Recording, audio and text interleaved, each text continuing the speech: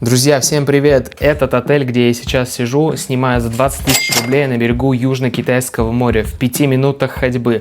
Прямо перед моими глазами шикарный вид на горы. За коммуналку я не плачу, вода бесплатная, интернет бесплатный. Еще и убираются каждую неделю бесплатно. Поэтому, если вы хотите знать, что за райское такое место, смотрите это видео, я вам все расскажу.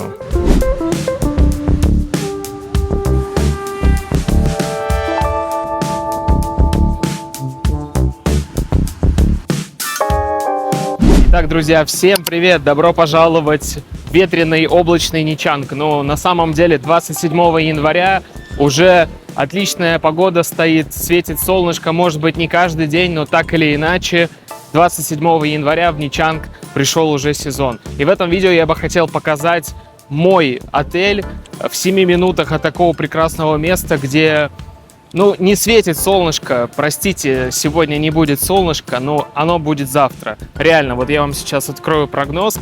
Посмотрите, друзья, сегодня у нас облачно, да, но потом солнечные дни и пару дождливых. Так или иначе, друзья, погода в Ничанге обещает быть прекрасной.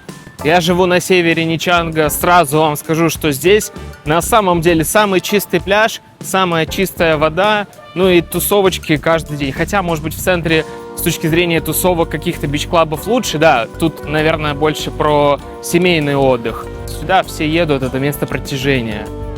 Здесь у нас, посмотрите, постоянно припаркована машина с досками, и все еще сезон серферов не окончен.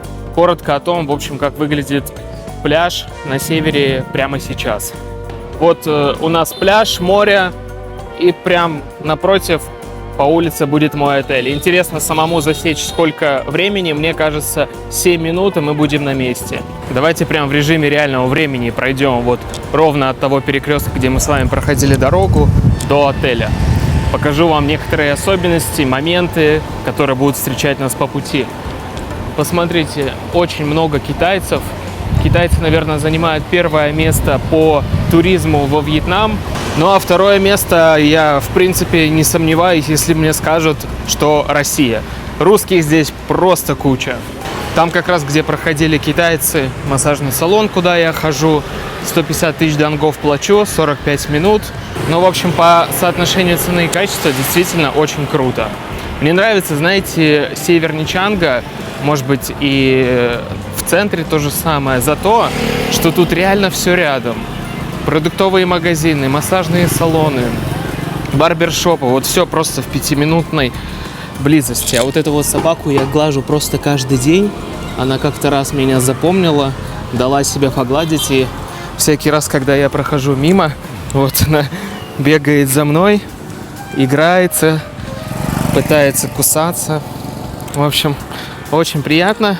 С точки зрения животных я был удивлен, потому что здесь либо такие вот собаки вообще уставшие, не типа этой, а такие коротко стриженные, низкие, прям вот видно, что, я не знаю, их хозяева, мне кажется, палками бьют каждый день. И вторая категория, собственно говоря, и порода собак — это пудели. Здесь, на севере Ничанга, такие красивые пудели. Здесь видно, что наши русские люди, и не только они, надолго остаются, переезжают во Вьетнам. Кстати, пока я шел, не знаю, сколько времени, 2 минуты прошло, ребят. Не 7 минут, а в 5 минутах ходьбы от моря находится мой отель. Вот его вывеска. А где она? Вот его вывеска. Называется La Casa Hotel. Пойдемте. И продолжу про пуделей. Да, очень красивые пудели. Прям вот, я не знаю, подстриженные краше, чем люди. Hello. Да, тут вы уже должны меня слышать гораздо лучше. Там была не центральная улица, но достаточно шумная, с большим количеством трафика. Сейчас все гораздо тише. И давайте я переведу камеру уже непосредственно на вход в отель. Меня вы уже видели. Значит, что у нас есть? У нас есть здесь бассейн, куда я ни разу не ходил. Он, знаете, такой подвальный, практически без света. Но так или иначе, он тут есть. Что еще? Магазин прямо напротив. И что вы думаете? Здесь цены дешевле, чем в фестивале. Есть такой фестиваль у Океануса. где вроде бы как должно быть наоборот дешевле, потому что они, понимаете, да, закупаются оптом и, соответственно, могут себе позволить более низкую цену поставить. Но вот здесь его как бы так поставили, да, специально, чтобы заманивать людей с отеля. И в то же время там цены очень приятные.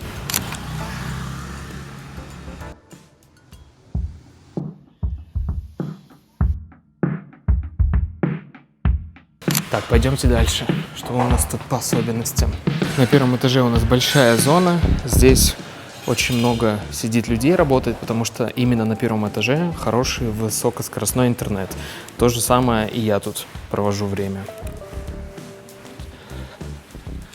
Администратор Рози. И тут 2 лифта. Здесь есть уборная, в той области кухня. Там готовят лифт 1, лифт 2.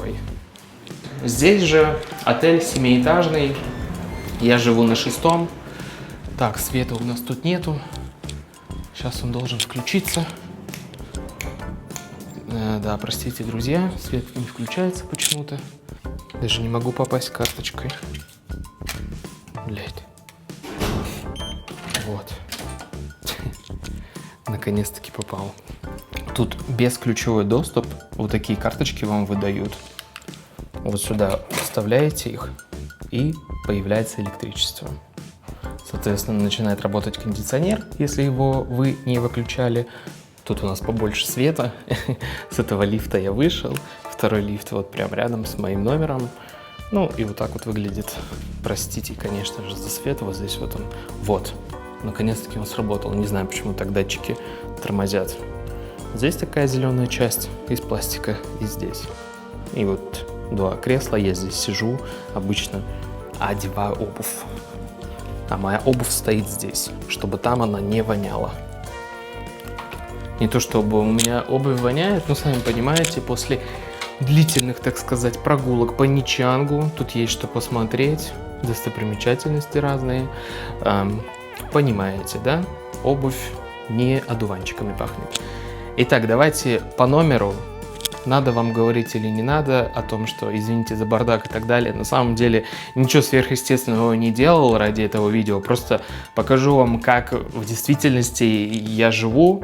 Ну, не то, что я, вообще в целом, как можно устроить быт. Вот. И вы поняли, будет вам это подходить, устроит вас это или нет. Заходим в первое помещение под названием ванна. Душевая кабина. Закрыто лишь наполовину, на самом деле. Немножко воды здесь скапливается. Ну, тут, в принципе, нечего говорить. Унитаз, умывальник. Хороший умывальник, не маленький. Зеркало, ну и пространство, чтобы посушить полотенце. Обращайте внимание, вода тут как-то странно отрегулирована, что горячая только в обеденное, ну, с обеда и до конца дня. Утром почему-то не всегда есть горячая, точнее ее нету. Я тут немножко поругался насчет этого, но и мне сказали: хорошо, дружище, мы тебе включим воду в 10 утра. В 10 утра будет вода, и все. И следующая вода только после обеда.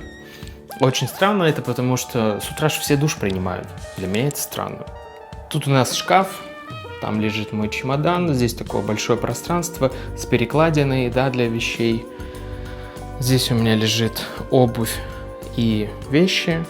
Ну, в общем и целом, да. Тут такая, в принципе, достаточно хорошая рабочая область. Телевизор, который я не включаю, в принципе, как и все из русских, кто здесь живет. Небольшой холодильник. У меня там вот манго, йогурт. Ну, такой холостяцкий. Так, кровать очень просторная, хорошая. Тут можно вдвоем лежать спокойно. Что из удобств? Есть чайник, я его поставил туда, потому что в обычном в эти 2 розетки, ну, тут такие 2 розетки, куда на самом деле включишь только 1 вилку. Я либо заряжаю ноутбук, телефон, либо, может быть, феном пользуюсь. Фен реально работает, хороший, несмотря на то, что он выглядит, ну, немножко уставшим. Да, у меня здесь чайник, кондиционер присутствует, работает, вещь эта важная, но в целом сейчас в Ничанге хорошая, комфортная такая температура. и, собственно говоря, жары еще под 35 градусов нету. Собственно говоря, вид у нас не на море, на горы. Море у нас, как бы вам показать, ну вот там улица, да, по которой мы шли. Вот если так же идти, вон там море. Вот она улица. Ну а вид у меня, вообще не жалуюсь, прекрасный, замечательный, на горы. Вот там вот есть церковь, которая начинает бить в колокола с 4 утра. В целом я счастлив, все отлично. И вот такая вот тут, мне нравится, чилл-зона. Я попросил вот этот стул, не стесняйтесь, если вдруг вам что-то потребуется дополнительное в номер, обязательно обращайтесь к администратору Рози. Также у нас есть светильник, как и сказал, кровать. Вот эти вот принадлежности кухонные я тоже попросил. Теперь у меня такая небольшая кухонная зона появилась, где я могу приготовить вот как минимум кашу. Это в целом все, что я вам хотел рассказать. В целом, как и планировал, так и вышло. Сделать небольшой обзор. Этот номер я снимаю уже 2 месяца подряд за 5 миллионов 400, что в пересчете выходит 21 тысяча, около 210 долларов. Поэтому, если вам это было интересно, полезно, и вы, тоже хотели бы снять его на какое-то количество времени, как минимум посмотреть, нравится, не нравится, я оставлю ссылку в описании к этому видео и в закрепленном комментарии. Это никакая не реклама, просто, друзья, мне кажется, на это стоит обратить внимание, если вы вдруг куда-то на Пхукет собрались, там будет гораздо дороже. Здесь, во Вьетнаме, в Ничанге, за 200 долларов, за 5 миллионов местной валюты вы сможете жить месяц на берегу моря. Море такое же прекрасное, как и может быть на Пхукете, не знаю. В общем, друзья, было полезно, поставьте лайк, подписка и очень много крутых видео у меня на канале. Обязательно залетайте и посмотрите. Пока-пока. И, друзья, еще пару важных моментов. На самом деле это уже становится для меня такой базой. В эти 5 миллионов 400, 20 тысяч рублей входит уборка раз в неделю. Меняют постельное белье, выдают чистые полотенца и, соответственно, подметают, моют полы. Я не знаю всех тонкостей, нюансов, подробностей уборки, но так или иначе, я уже забыл, когда это последний раз сам делал. Также вы не платите за воду, электричество, интернет. Касаемо интернета, здесь в номере он плохой, Wi-Fi, но, как сказал внизу, в холле возле ресепшена там высокоскоростной. Имейте это в виду. Если хотите в кроватке лежа за ноутбуком работать, честно, вообще не тянет никак. И важный еще последний момент. Водичка питная предоставляется бесплатно. Всегда внизу есть наполненные бутылки. Сдаете туда свою пустую и берете вскипятить чайник или просто в стакан налить воды да попить. Это все входит в стоимость. То есть для сравнения, у меня подруги снимают в Океанусе апартаменты на двоих. Они платят и за коммуналку, и за интернет, и воды бесплатной там нету. Покупают они ее сами. Все, друзья, теперь точно прощаемся. Если было полезно, реально, не пожалейте, поставьте лайк, подпишитесь на канал и оставьте комментарий, как вам в соотношении цены и качества отель, который я снимаю. Либо, если вы снимаете какой-то более выгодный вариант в Ничанге, оставьте комментарий с названием, может быть, ссылкой на него. Давайте поможем людям определиться с жильем и просто будем полезными друг другу. Пока-пока.